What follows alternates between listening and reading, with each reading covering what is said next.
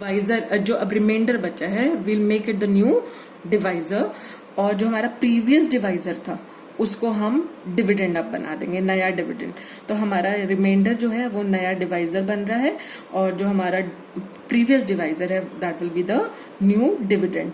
तो 128 से जब आप 448 को डिवाइड करेंगे तो 128 3 is 384, so the remainder is 64. This remainder will become the new divisor and the previous divisor will become the new dividend.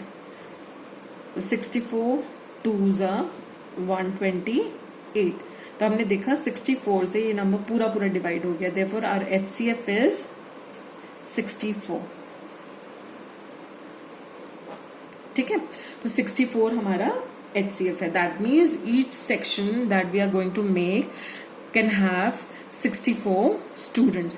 अगर 64 स्टूडेंट्स आप हर उसमें रखते हैं सेक्शन में, तो 9th के और 10th के सब सेक्शंस में there will be equal number of students. अब हम इसको यूक्लिड डिवीजन लेमा की फॉर्म में लिखते हैं. देखिए आप, पहला हमारा जो पार्ट है डिवीजन का, ये जो पार्ट है, let us observe this. We know that Euclid division lemma state करता है A is equal to BQ plus R, where R is less than or equal to 0 but greater R is greater than or equal to 0 but less than B. तो हमारे यहाँ पर A is the dividend, तो dividend हमारा क्या है 576 is equal to B हमारा है divisor, divisor is 448 into Q, Q is the quotient, quotient यहाँ पर क्या है 1 plus R, R is the remainder, remainder कितना बचा हमारा 128. So let this be the first statement. अब हम आते हैं, we move on to the second part. Second division part हमारा क्या है 128 divides 448. तो यहाँ पर आपका dividend क्या है, the dividend is 448.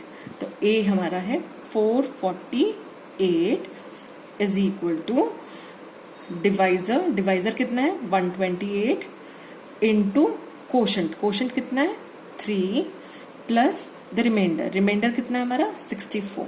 So this is our second statement.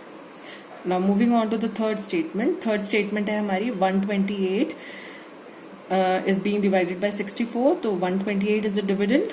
तो dividend is equal to divisor, divisor है 64 into quotient plus the remainder.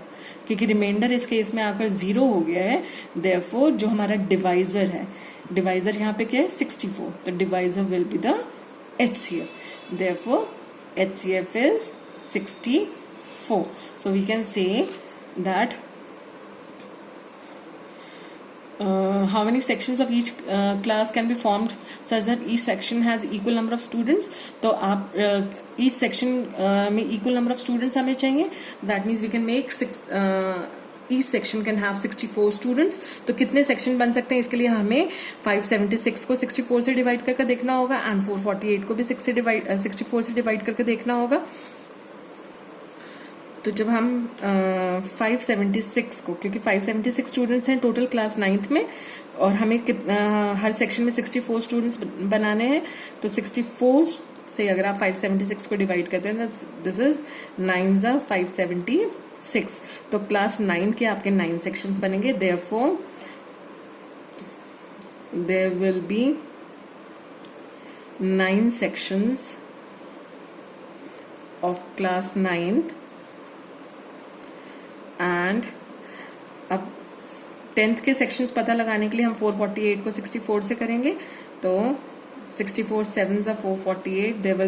That means there will be 7 sections of class 10th, and there will be 9 sections of class 9th and 7 sections